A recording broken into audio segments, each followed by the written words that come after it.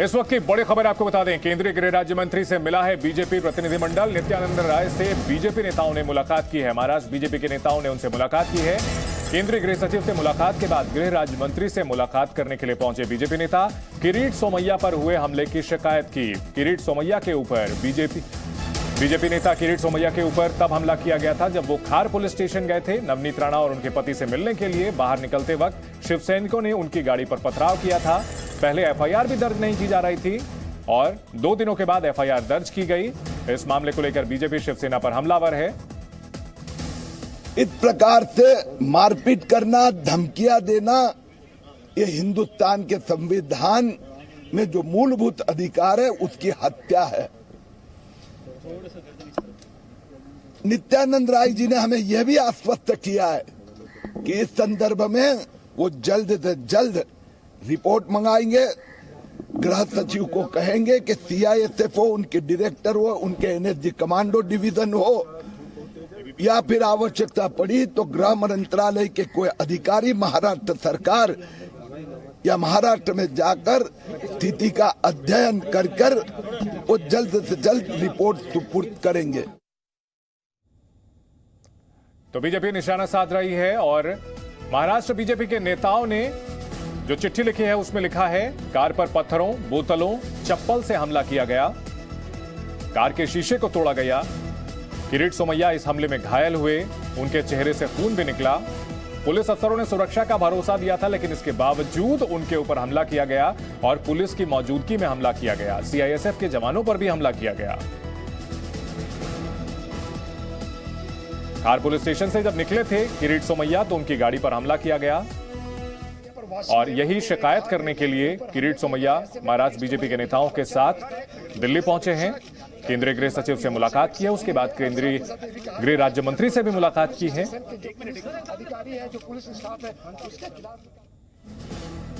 और इसी मामले से जुड़ी हुई बड़ी खबर, सांसद नवनीत राणा को ने एफआईआर रद्द कराने के लिए बॉम्बे हाईकोर्ट में अर्जी दी है। नवनीत की अर्जी पर दोपहर 2:30 बजे सुनवाई होगी। बॉम्बे हाईकोर्ट में एफआईआर रद्द करने पर सुनवाई होगी। अमरावती से निर्दलीय सांसद नवनीत राणा और उनके विधायक पति रवि राणा, जो कि फिलहाल जेल में हैं, उन्होंने एफआईआर रद्द करने की शिकायत, रद्द करने की अर्जी महाराष्ट्र में हाईकोर्ट में दी है।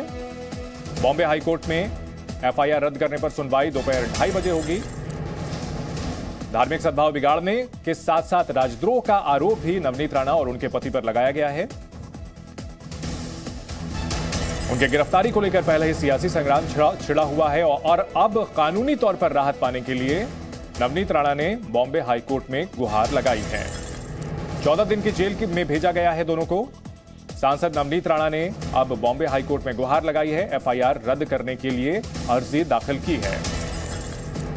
पूरा विवाद महाराष्ट्र में हनुमान चालीसा को लेकर शुरू हुआ। नवनीत राणा ने मातोश्री, जो उद्धव ठाकरे का आवास है, उसके बाहर हनुमान चालीसा पढ़ने का ऐलान किया। पुलिस ने उन्हें ऐसा करने से मना किया था। नवनीत राणा और उनके पति रवि राणा के घर के बाहर शिव सैनिक इकट्ठा हुए। दोनों घर से बाहर नहीं निकल पाए, लेकिन इसके बावजूद उनके ऊपर केस दर्ज किया गया और राजद्रोह का भी आरोप लगा करके उनके ऊपर एफआईआर में धाराएं दर्ज की गई और उन्हें गिरफ्तार किया गया। महाराष्ट्र के पूर्व मुख्यमंत्री देवेंद्र फडणवीस इस वक्त प्रेस कॉन्फ्रेंस कर रहे हैं, आपको लिए चलते हैं सीधा। या गृहमंत्र्यांना काही अधिकार तरी आहेत का? जे काही मुंबईमध्ये चाललंय ते मुख्यमंत्र्यांच्या इशाऱ्यावर चाललंय। त्यामुळे ज्या बैठकीला मुख्यमंत्रीच नाहीत त्या बैठकीमध्ये गृहमंत्री आम्हाला बोलवून काय करणार आहे आणि कोणता निर्णय घेणार आहे? इतक्या महत्त्वाच्या बैठकीला मुख्यमंत्रीच राहत नाही तर ही बैठक म्हणजे निवड टाइमपास आहे का, असा आमचा सवाल आहे। आणि त्यासोबत अत्यंत गंभीर गोष्ट आहे, ज्या प्रकारे आमदार रवि राणा आणि खासदार नवनीत राणा यांच्यासोबत व्यवहार करण्यात आला। त्यांनी काय सांगितलं होतं? आम्ही मुख्यमंत्र्यांच्या निवासस्थानासमोर जाऊन हनुमान चालीसा म्हणू, आम्ही मुख्यमंत्र्यांच्या निवासस्थानावर आंदोलन करू म्हटलं होतं, आम्ही त्यांच्या घरावर हल्ला करू म्हटलं होतं, आम्ही काही तिथे जाऊन गैरप्रकार करू म्हटलं होतं। परंतु हनुमान चालीसा म्हणण्याकरता इतका विरोध. हनुमान चालीसा महाराष्ट्रात म्हणायची नाही तर काय पाकिस्तानात जाऊन म्हणायची. आणि त्यात म्हणजे आता त्यांनी घरासमोर जाऊन म्हणणं योग्य की अयोग्य याच्या मेरिटमध्ये जाण्याचं कारण नाही आहे. कोणाला अयोग्य वाटूही शकतं, पण त्याच्यावर सत्तारूढ पक्षाची केवढी अहंकारी भूमिका आहे की एका स्त्री करता हजारो लोक जमा करता, त्यांच्या घरी जाऊन त्यांना पोलीस अटक करता आणि जणू काही पाकिस्तानशी युद्ध जिंकल्यासारखं जल्लोष करता. काय अवस्था यावी, इतकी भीती. आणि मग काय मुख्यमंत्री कुठल्या आजीकडे चालले आहेत, जणू काही महाराष्ट्रामध्ये काहीतरी ते या साहेब ते काहीतरी खूप मोठं युद्ध जिंकल्यात. अरे एसटीच्या संपकरी आत्महत्या केलेल्या एखाद्या कर्मचाऱ्याच्या घरी गेले असता तर समजलं असतं. एखाद्या आत्महत्याग्रस्त शेतकऱ्याच्या घरी गेला असता तर समजलं असतं, पण ते नाही होत. ठीक आहे, आजीकडे गेल्यानंतर आजीने काय सुनावलं हे आपण सगळ्यांनी बघितलंय, त्याच्यामुळे त्याबद्दल आता मला बोलायचं नाही, त्यांनी कुठे जावं हा त्यांचा संबंध आहे. पण यात सगळ्यात महत्वाचं किती द्वेष आहे की एका महिला खासदाराला नामोहरम करण्याकरता पहिल्या दिवशी रिमांडमध्ये वेगळे सेक्शन आणि दुसऱ्या दिवशी सिडिशनचं सेक्शन, राजद्रोहाचं सेक्शन. म्हणजे हनुमान चालीसा म्हटल्यामुळे यांचं राज्य उलथवलं अशा प्रकारचा कट होतो. यापेक्षा हास्यास्पद काय असू शकतं. हनुमान चालीसा म्हणण्याची घोषणा केल्यानंतर तो जर हनुमान चालीसा म्हणणं महाराष्ट्रात राजद्रोह होत असेल तर मी मुख्यमंत्र्यांना सांगतो आम्ही रोज करू, आमच्यावर येईल. आम्ही पूर्ण, मी आत्ता या ठिकाणी म्हणतो, जय हनुमान ज्ञान गुणसागर जय कपीसती लोक उजागर रामदूत अतुलित बलधामा अंजनी पुत्र पवन सुत नामा महावीर विक्रम बजरंगी कुमति निवार सुमति के संगी कंचन बरन विराज सुबेसा कानन कुंडल कुंचित केसा हाथे ध्वजर बजा विराजे कांदे मुंज जनेऊ साजे संकट सुवर्ण केसरी नंदन तेज प्रताप महाजगवंदन विद्याबान गुणे चातुर राम काज करिबे कातुर. पूर्ण म्हणून दाखव, लावा आमच्यावर लावा. या महाराष्ट्रामध्ये हनुमान चालीसा म्हणण्यावर जर सिडिशन होत असेल तर आमच्यापैकी प्रत्येक जण हा राजद्रोह करण्याकरता या ठिकाणी तयार आहे, प्रत्येक जण तयार आहे. पण या ठिकाणी ज्या प्रकारे हे सरकार वागताय हे अत्यंत महाराष्ट्राला लज्जा आणणार आहे. आणि याहीपेक्षा आता जी बातमी मिळालेली आहे, नवनीत राणा यांना जेलमध्ये कस्टडीमध्ये अत्यंत हीन दर्जाची वागणूक देण्यात आली आहे. पिण्याचं पाणी देण्यात आलं नाही, वॉशरूमला जायचं होतं त्याची परवानगी दिली नाही. अत्यंत वाईट प्रकारे त्यांना वागवलं आहे. आणि आम्हाला आत्ता जी माहिती मिळालेली आहे त्यानुसार त्यांनी या संदर्भात त्यांच्या वकिलाच्या माध्यमातून देशाच्या संसदेचे सभापती जे आहेत लोकसभेचे त्यांच्याकडे या संदर्भातली सगळी तक्रार केली आहे. माझा सवाल आहे, लोकशाही बद्दल ओरडणारे सगळे कुठे आहेत? एका महिलेला हनुमान चालीसा म्हणते म्हणून 124 खाली जेलमध्ये टाकून आणि जर कस्टडीमध्ये अशा प्रकारे त्यांना हीन वागणूक दिली जात असेल आणि त्या दलित असल्याची जाणीव त्यांना करून दिली जात असेल तर या महाराष्ट्राचं पुरोगामित्व आता संपलेलं आहे असं म्हणण्याची अवस्था आज या ठिकाणी आली आहे. आणि म्हणून अशा या सरकारच्या संदर्भात आता संघर्षाशिवाय आम्हाला पर्याय नाही. खरं म्हणजे जर सरकारमधल्या लोकांना वाटत असेल की गुंडशाही आणि झुंडशाहीला आम्ही घाबरून जाऊ तर आम्ही शेकडो कार्यकर्ते आमचे केरळमध्ये आणि बंगालमध्ये मारून टाकले तरी आम्ही घाबरलो नाही. इथं महाराष्ट्र आहे, आमची ताकद तेवढीच आहे.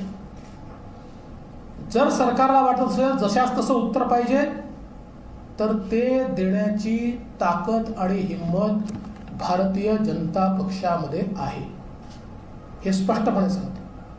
पण आम्ही लोकशाही मानणारे लोक आहोत, लोकशाही पद्धतीने आंदोलन करतो. आमच्याशी ठोकशाहीने वागाल, उत्तर तसंच उत्तर. हे आता सरकारने ठरवायचं आहे. कायदा आणि सुव्यवस्था राखण्याची जबाबदारी ही सरकारची असते, ती सरकारने पाळली पाहिजे. आणि जोपर्यंत भोंग्यांचा प्रश्न आहे त्या संदर्भात अतिशय स्पष्ट भूमिका आमची आहे. माननीय उच्च न्यायालय, सर्वोच्च न्यायालयाने जे निर्णय दिले आहेत त्या निर्णयांचं तंतोतंत पालन केलं पाहिजे.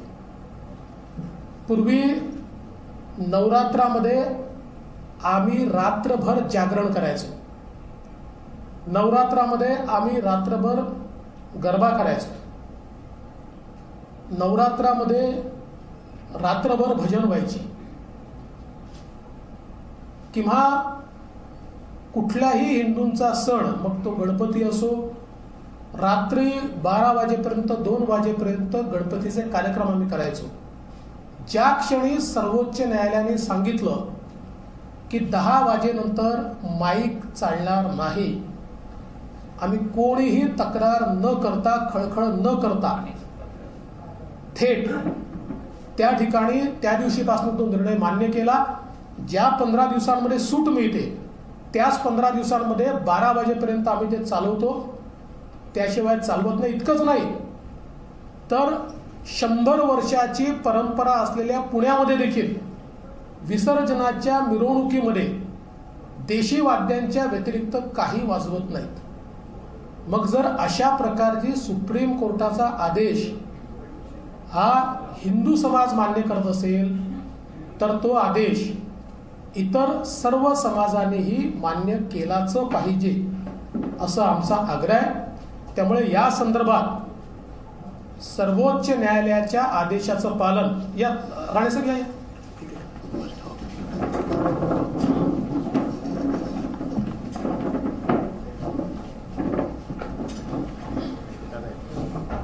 इथे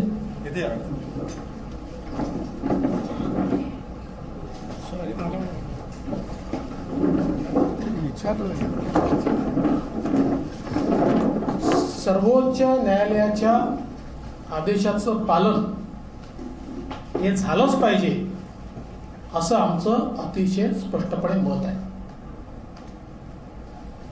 आज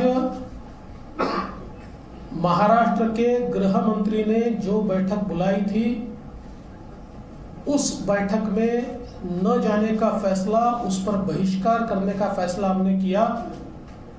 इसका कारण पिछले 3-4 दिनों में महाराष्ट्र में जिस प्रकार से गैर जिम्मेदाराना पद्धति से पुलिस का उपयोग करते हुए विरोधी पार्टी के लोगों को जान से मारने की हरकत की गई, प्रयास किया गया, इसके बाद संवाद के लिए जगह कहां बचती है.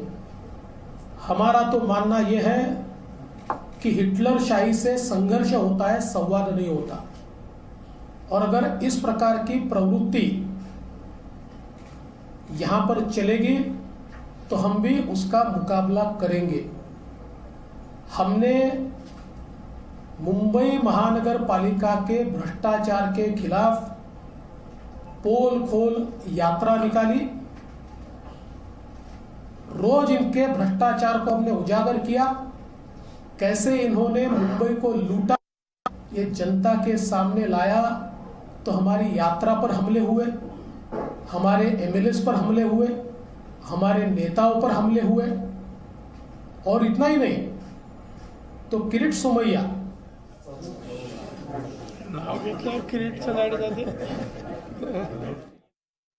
लूटा, ये जनता के सामने लाया. तो हमारी यात्रा पर हमले हुए, हमारे एमएलएस पर हमले हुए, हमारे नेताओं पर हमले हुए, और इतना ही नहीं तो Kirit Somaiya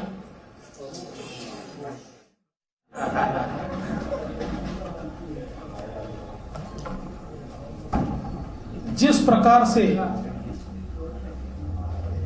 Kirit Somaiya Z protectee inform करके पुलिस स्टेशन जाते हैं और वहां पर ये कहते हैं कि बाहर लोग मुझ पर हमला करने वाले हैं, और पुलिस स्वयं उनको गुंडों के हवाले कर देती है। जिस प्रकार से मोहित कंबोज इनके ऊपर मॉब लिंचिंग का प्रयास होता है, ये सारी चीजें बिल्कुल स्पष्ट रूप से दिखती है कि ये सरकार विरोधियों को कुचलना चाहती है, जान से मारना चाहती है। और वैसे भी हम गृह मंत्री के बैठक में जाकर क्या करेंगे, क्योंकि उस बैठक में मुख्यमंत्री तो उपस्थित ही नहीं है और ये सारी चीजें मुख्यमंत्री जी के इशारे पर चल रही है। तो फिर ये बैठक से निकलने वाला क्या है? इतना ही नहीं तो एक विधायक इंडिपेंडेंट और एक सांसद इंडिपेंडेंट, ये लोग इतना ही अनाउंस करते हैं कि मुख्यमंत्री जी के निवास स्थान के सामने जाकर हम हनुमान चालीसा बोलेंगे तो उनके ऊपर कार्रवाई की जाती है। मेरा सवाल यह है कि हनुमान चालीसा महाराष्ट्र में नहीं बोली जाएगी तो क्या पाकिस्तान में बोली जाएगी? इतना हनुमान चालीसा से इनको नफरत क्यों है? और सबसे बड़ी बात यह है कि एक महिला को नामोहरम करने के लिए, एक महिला को पस्त करने के लिए हजारों लोगों को इकट्ठा किया जाता है, आने जाने वाले के ऊपर हमला किया जाता है, उनके घर में पुलिस भेजकर उनको अरेस्ट किया जाता है। और इसमें आश्चर्य की बात यह है कि राजद्रोह का, देशद्रोह का, सिडिशन का आरोप उनके ऊपर लगाया जाता है। अगर हनुमान चालीसा बोलना ये देशद्रोह होगा, ये राजद्रोह होगा, तो हम में से हर व्यक्ति ये राजद्रोह करेगा। हम सारे के सारे हनुमान चालीसा बोलेंगे और अगर सरकार में हिम्मत है तो सरकार हमारे ऊपर राजद्रोह का गुनाह लगाकर दिखाए। लेकिन ये बात यहां तक नहीं रुकती है, इल्लीगली उनको अरेस्ट तो किया ही जाता है, इस प्रकार के अलग अलग गुनाह तो लगाए जाते ही है। लेकिन अभी अभी जो खबर आई है, उनको पुलिस कस्टडी में मिसट्रीट किया गया, उनको नीची जात का बच्चा बताकर उनके साथ दुर्व्यवहार किया गया, उनको पीने का पानी तक नहीं दिया गया। एक महिला सांसद को वॉशरूम जाने के लिए भी परमिशन नहीं दी गई। इस प्रकार से बदले की भावना से महाराष्ट्र में इससे पहले हमने कभी कार्रवाई नहीं देखी। हम तो महाराष्ट्र को पुरोगामी कहते हैं, लेकिन महाराष्ट्र में ऐसे अहंकारी लोग आज सत्ता में हैं कि जो अपने अहंकार के मद में लोकतंत्र को भूलकर, लोकतंत्र को पैरों तले दबाकर, लोकतंत्र को कुचलकर अपना राज चलाना चाहते हैं। मैं उनको चेतावनी देना चाहता हूं, हम संघर्ष करेंगे, हम डरते नहीं हैं। आप हमारे जान पर हमला करेंगे तब भी हम आपका भ्रष्टाचार बाहर निकालेंगे। और बहुत स्पष्ट रूप से मैं उनको कहना चाहता हूं कि आपके हमलों को वैसा ही जवाब देना हमको आता है। जिस प्रकार से आप हमारे साथ व्यवहार कर रहे हैं, आप तो पुलिस के भरोसे कर रहे हैं, पुलिस को साथ में लेकर कर रहे हैं, लेकिन हम वैसा ही जवाब देंगे। हम लोकतंत्र में विश्वास रखते हैं, इसलिए हम चुप हैं। लेकिन अगर पुलिस भी सरकार के साथ मिलकर हमारे ऊपर हमला करेगी तो ये समझ लेना चाहिए कि केरल में और बंगाल में हमारे सैकड़ों लोग मार दिए, फिर भी हमारा आवाज कोई दबा नहीं पाए। हम चुप नहीं बैठे, हम संघर्ष करें। तो महाराष्ट्र है, छत्रपति शिवाजी महाराज की भूमि है और यहाँ हमारी ताकत भी उतनी है। और इस प्रकार का जो दुर्व्यवहार इस सरकार की ओर से हो रहा है, ऐसे समय हम गृह मंत्री की बैठक में नहीं जा सकते, इसलिए हम नहीं गए। जहां तक लाउड स्पीकर का सवाल है, हमारी भूमिका स्पष्ट है। सुप्रीम कोर्ट और हाई कोर्ट के आदेशों का पालन होना चाहिए। जिस समय पुराने जमाने में हम भी देवी के नवरात्र में रात भर जगराता करते थे, हम भी गणेश जी के समय देर रात तक कार्यक्रम करते थे, लेकिन सुप्रीम कोर्ट ने जब से यह निर्णय दिया कि रात को 10 बजे के बाद लाउड स्पीकर नहीं चलेगा और केवल 15 दिन इसकी छूट दी जाएगी, तब से लेकर हमने 10 बजे के बाद हमारे कार्यक्रम बंद कर दिए। तो अगर सुप्रीम कोर्ट के आदेश का पालन हिंदू समाज करता है, तो देश के सभी समाजों ने सुप्रीम कोर्ट के आदेश का पालन करना चाहिए। और अगर कोई करता नहीं है तो ये सरकार की जिम्मेवारी है कि सरकार उनके ऊपर कार्रवाई करे।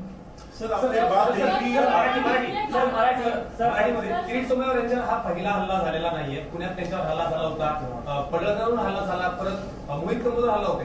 प्रत्येक वेळी एक दिसतं की कारवाई अद्याप कुठंच झाली नाही।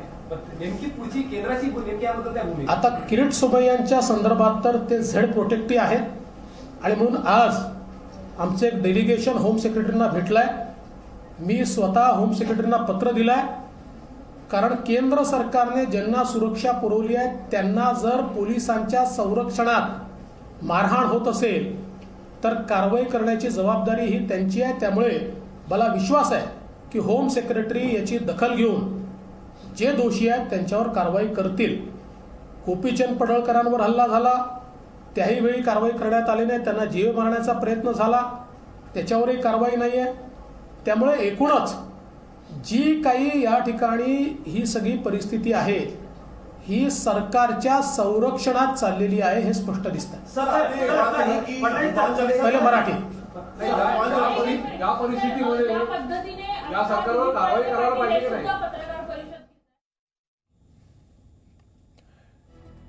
तो पूर्व मुख्यमंत्री देवेंद्र फडणवीस ने महाराष्ट्र सरकार पर निशाना साधा है। नवनीत राणा की गिरफ्तारी को गलत बताया, साथ ही साथ कहा कि अहंकारी उद्धव सरकार हनुमान चालीसा पढ़ने वालों पर अगर राजद्रोह लगा रही है तो बीजेपी के सभी नेता कार्यकर्ता हनुमान चालीसा का पाठ करेंगे, हम पर भी राजद्रोह लगाया जाए।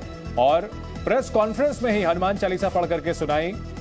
साथ ही साथ ये कहा कि नवनीत राणा के साथ जिस तरह का सुलूक किया जा रहा है लॉकअप के अंदर और उसके बाद जेल के अंदर, ये कतई स्वीकार नहीं किया जा सकता। एक महिला को झुकाने के लिए हजारों शिवसेना कार्यकर्ता उतर आए, पुलिस को भी उतार दिया गया। ये लोकतंत्र का तरीका नहीं है। रुकेंगे एक छोटे से ब्रेक के लिए, आप देखते रहिए सी news. Presenting B News app available on Google Play and App Store. Download it now.